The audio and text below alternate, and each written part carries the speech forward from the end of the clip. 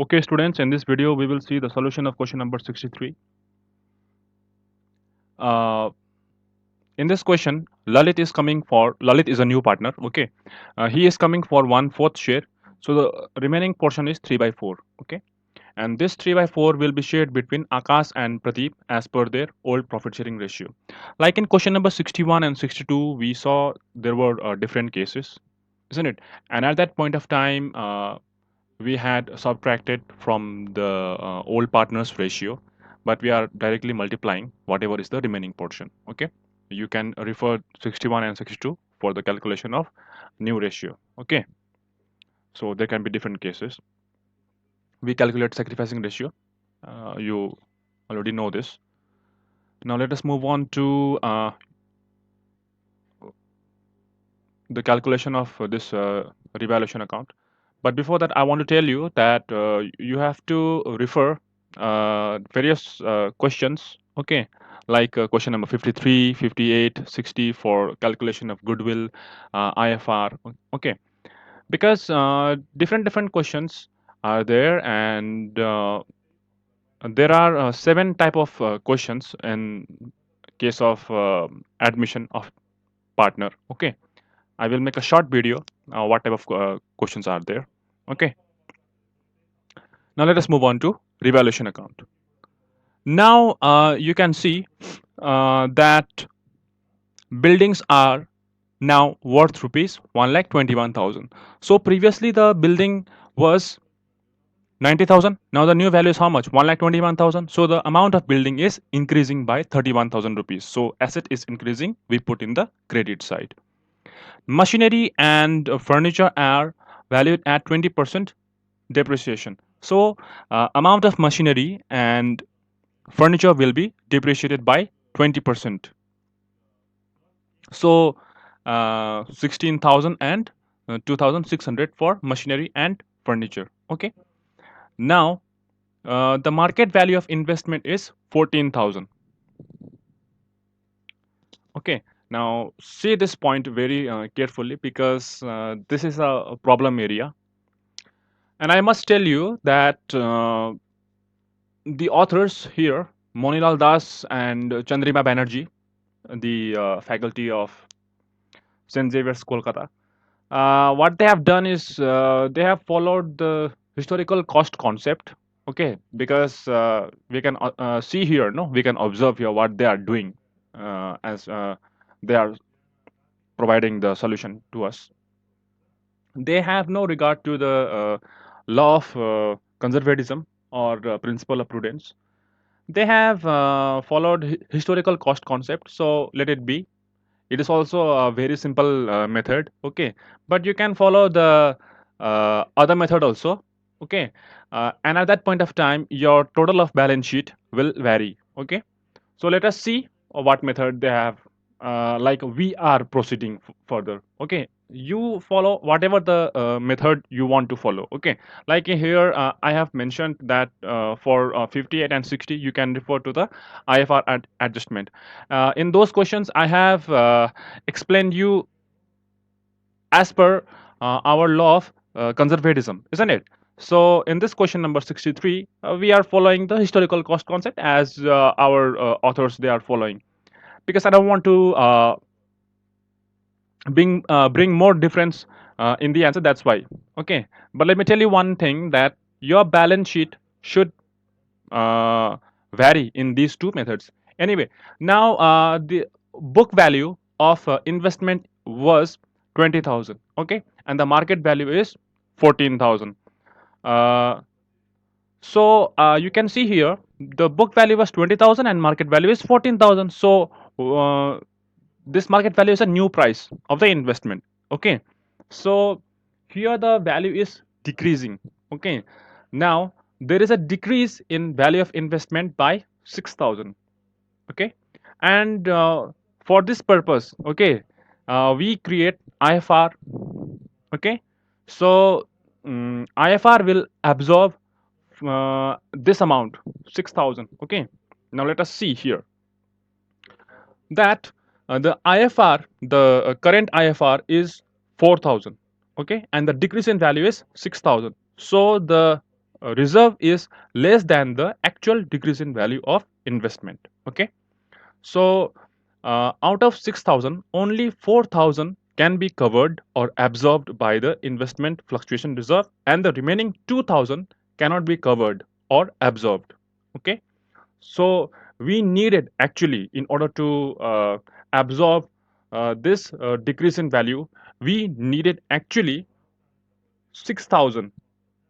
This 6,000 was the actual required amount of fund, so to cover this loss, isn't it? 4,000 is existing, and 2,000 that you can see here, that amount could not be covered, isn't it? So this 2,000 extra was required. So total we needed 6,000.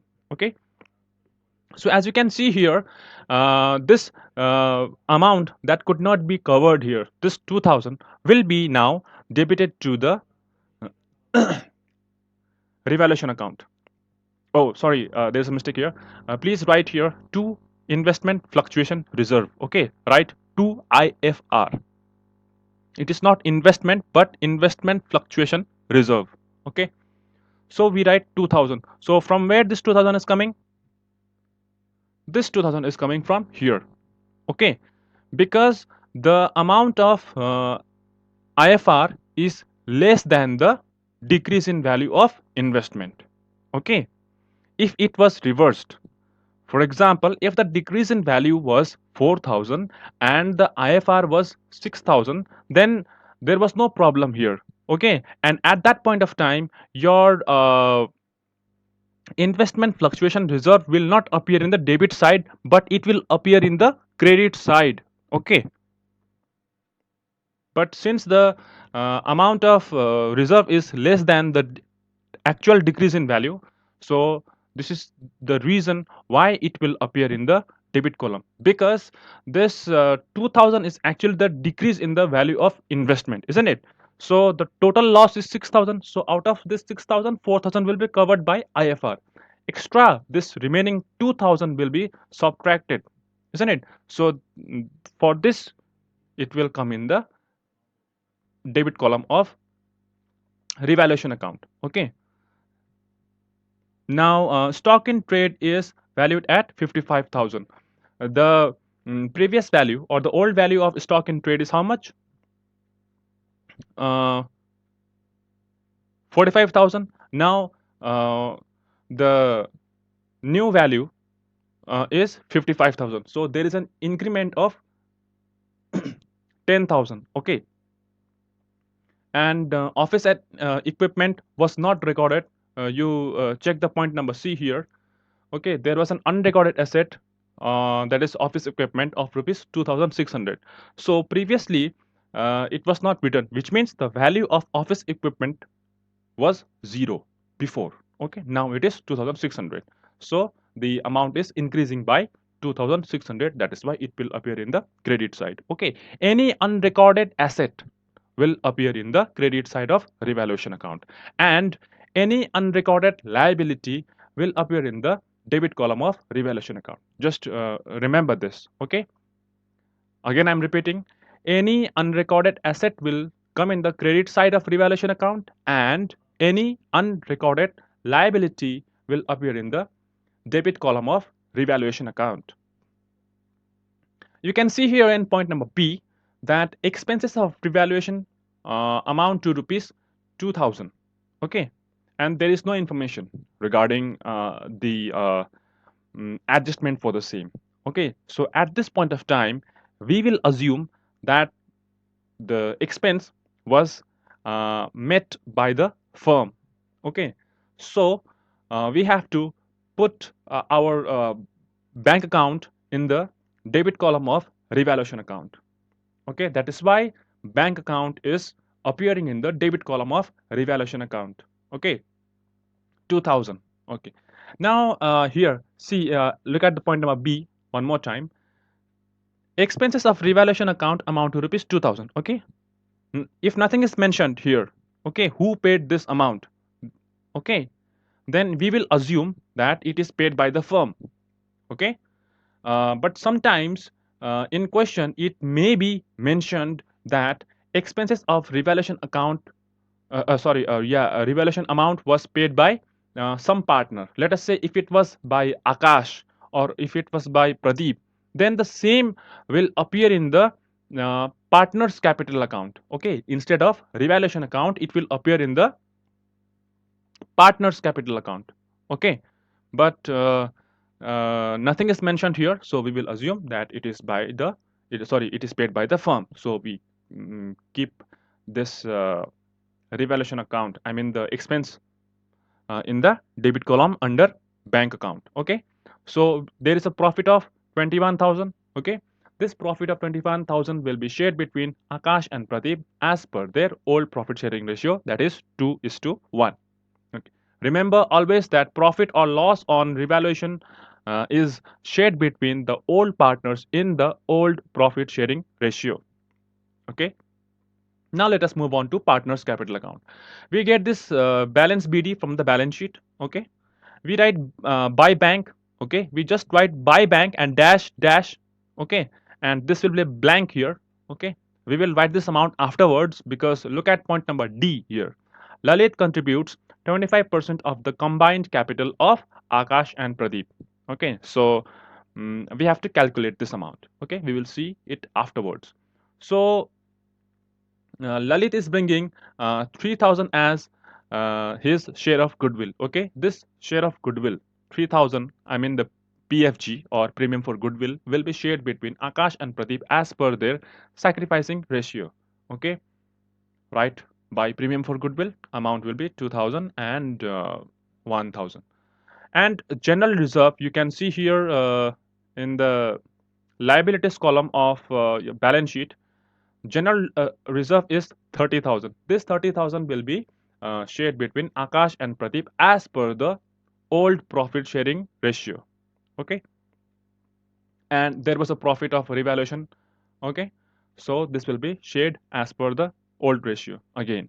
Okay, only this premium for goodwill will be shared between the partners as per their sacrificing ratio, and the remaining as per the old ratio. Okay, now you do the total. Okay, because nothing is there to appear in the debit side of the capital account, that is why just do the total, and this total will appear as your balance CD.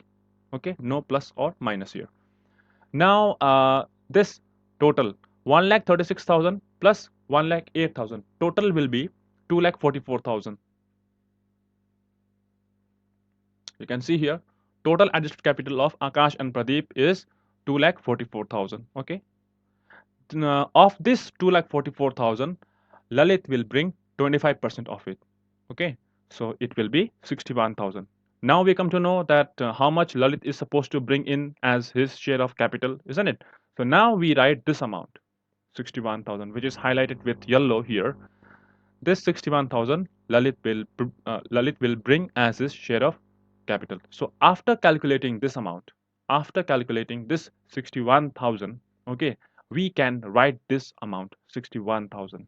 Okay, because before we had no idea what would be the amount of capital of Lalit. Okay, so after preparing this partner's capital account, now we will move on to balance sheet. So as per historical cost concept, okay, we will continue with the same amount of goodwill. Okay, buildings also, it will be appreciated by 31,000. It will be 1,21,000. Machinery is depreciated by 16,000. Okay, new amount will be 64,000. Furniture is depreciated by 2,600. It will be 10,400. Okay, investment, we will not record the market value of investment. We write the same as it is, that is 20,000, following the historical cost concept. Okay, stock in trade is appreciated by 10,000. It will be 55,000, and sundry debtors, it will be 19,000. Okay, office equipment will be 2,600. Okay, I'm writing this office equipment before writing bank account because it will violate the rule of marshalling. Okay, I hope you know what is marshalling of balance sheet, because you have to uh, frame this. Okay, you have to put this assets and the liabilities in a particular order. Okay, and that order is only known as, keeping the items of balance sheet in a particular order is known as the marshalling of balance sheet. So we write bank at the end. Okay, so existing balance of bank is 39,000 plus 61,000, the amount of capital that is brought in by Lalit. Okay, 61,000, and this 3,000 you can see here is the amount of premium for goodwill that is brought in by Lalit on his admission, and we are subtracting 2,000. Why this 2,000 is subtracted here? This 2,000 is subtracted because we have paid the revaluation expenses, isn't it? That is why we have to subtract it. Okay. Capital account balances you can get from the partner's capital account. Okay. After that,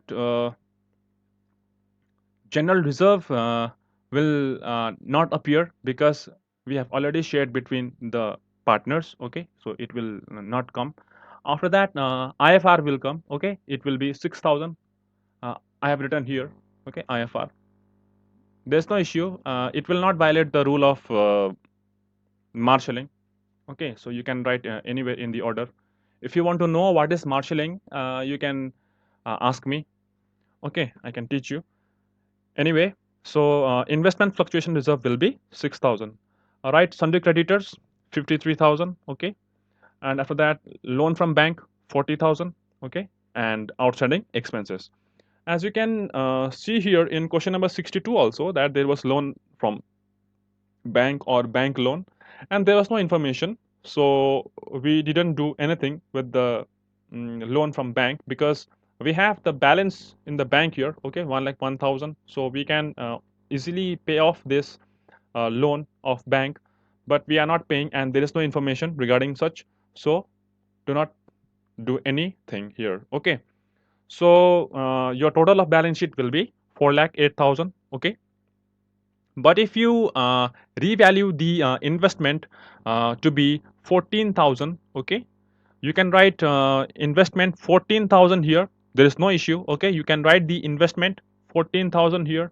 Okay, and at that point of time, your total of assets side will be 4,02,000. Okay, and at that point, your IFR will not appear in the liabilities column. Okay, IFR will be 0. Do not write IFR at that point of time. And again, the total of liabilities will be 4,02,000. So if you follow that method, if you are following that method, okay, the total of balance sheet will be 4,02,000. Okay, but if you are following this way, okay, then it will be 4,08,000. Yeah, if you follow this method, it will be 4,08,000. But if you follow the other method, then it will be 4,02,000. 2,000. But if you follow the other method, okay, whatever we have done previously in question number 58 and 60, if you do that kind of method, then your this capital balances will be same. There is no issue regarding the capital balances. Capital balances will be same as it is. Okay, it will be 1,36,000 of Akash, and Pradeep will also be 1,08,000 only, but your revaluation account will be changed. Okay, so this at that point of time, this uh, 2,000 will appear, but as investment. Okay, that is why I must have written to investment instead of IFR. Okay, so investment will be written. Okay, profit will be same as it is. Okay, so it will be done that way. Okay, no change in anything, but only the change in the balance sheet. Okay, so you can follow the previous method or this method. Choice is yours.